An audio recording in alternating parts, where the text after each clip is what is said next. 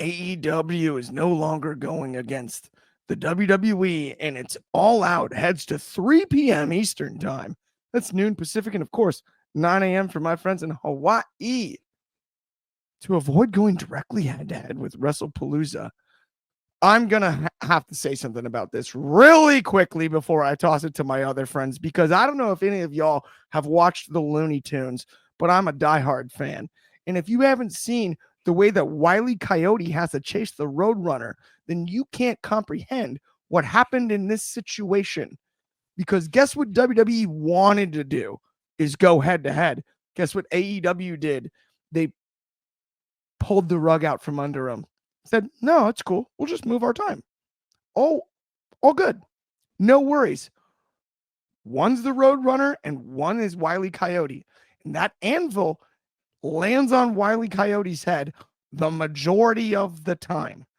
This is a smart business move by AEW, because now we're in a unique scenario where the WWE is chasing them. And the reality of the situation is, from a financial standpoint, from a historical standpoint, it should be the opposite.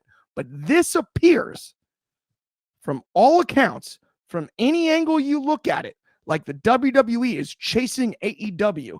And to be the Roadrunner to the Wile E. Coyote in this situation is arguably a bigger accomplishment than when AEW was the cool kids on the block and everybody that's a WWE homer got nervous, got real nervous about it. They got so upset. Not our show.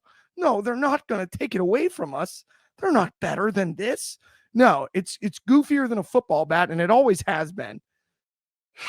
At the end of the day, this is the best thing that's happened to AEW since they debuted, and that's a fact. 100%. That's my belief. I'm going to go to you first, Arch, and then I'm going to go to you, Josh. I want to hear your thoughts on this.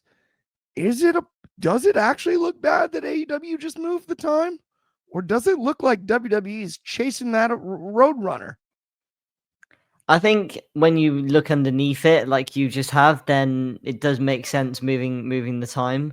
But it doesn't look too great on AEW's end. But here's the thing: is that WWE is, we've said it loads of times before. WWE is the Coca-Cola, and AEW is the Pepsi. Do you know? So it's absolutely AEW, Lyft, Uber, right?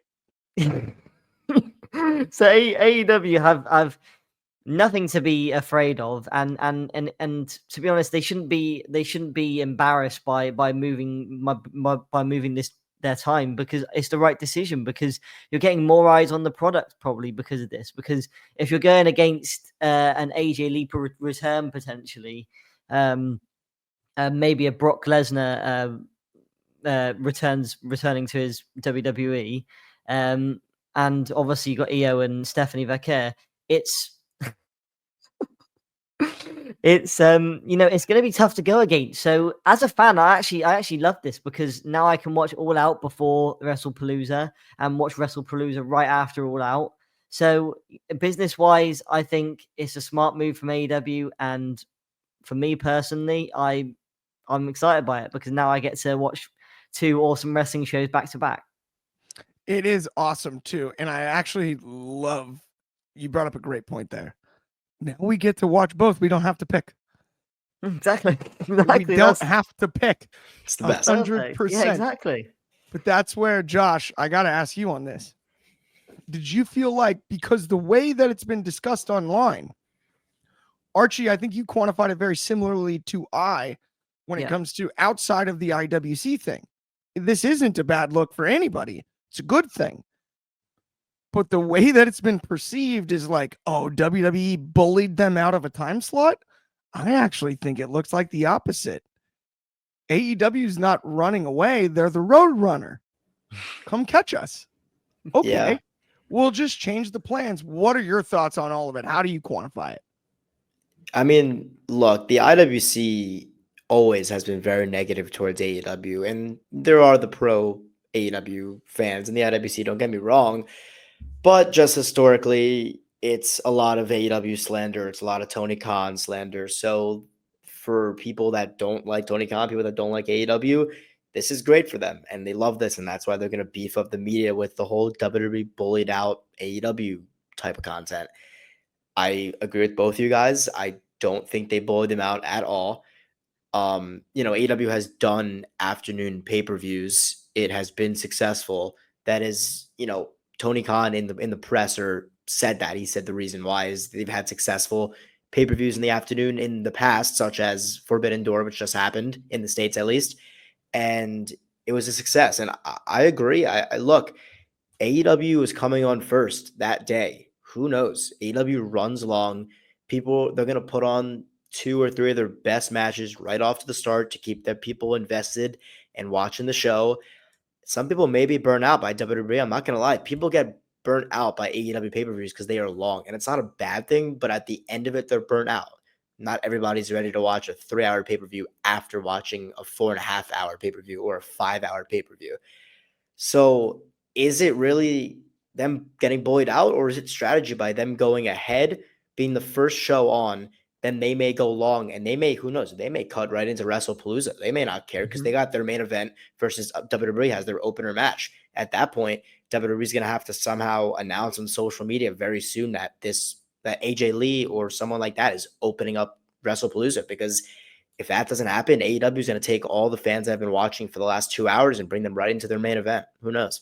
Oh, Josh, you brought up one of the smartest points I got to give you full credit where it's due, that I've heard on the show in a long time. Because if you go back and look at Saturday night's main event with Goldberg's retirement and the way that was supposed to be the got him on All In, right? That ran long. And if you watched both shows, for the fans that watch both shows, getting to that second one, you're a little bit mentally exhausted. Like, I might need another slice of pizza, maybe an adult soda or something between, and just sort of a break, time to myself. Yeah. Things of that nature. And the way I look at it is exactly what you said. WWE went after him, and that's been what's been reported. That's what we've talked about on this very program for months now. They've been going after him. We know it. We all see it from a mile away. Like, it's not like it's some big secret. And AEW setting up as the earlier in the day show. So if you're going to watch this big, giant pay-per-view all day long, then good luck staying focused for the next one.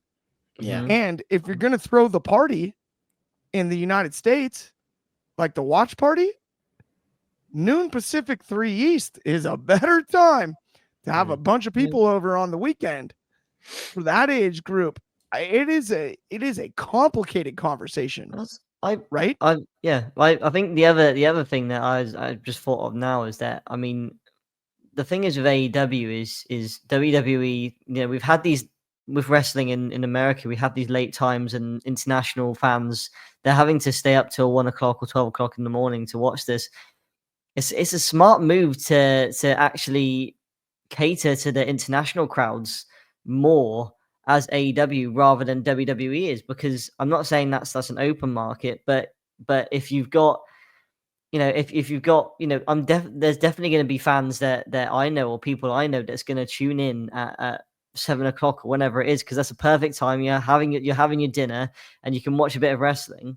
It's like what it is like in America. So kind of switching it up and doing a lot of your pay-per-views at this time, I think is quite a cool idea, because it's not really been done too much from a major company I in America. Truly dig it. They've even talked about it a little bit in boxing too, not to cross over to that, but like, there's other arenas where it's happening too. I think it makes a lot of sense. This comment cracked me up though. Donnie DeSilva so AEW's didn't move the start time so that 2 of their guys are able to attend my birthday dinner that night.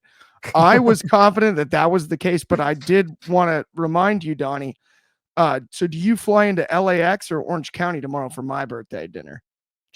I just knew that was coming. I wanted to be square on that. Are we good on that? Right. I mean, you'll be there, right? And how many AEW guys are you bringing? That's the real question. Yeah. No, but at the I didn't get my flight details. No, don't worry. Send me.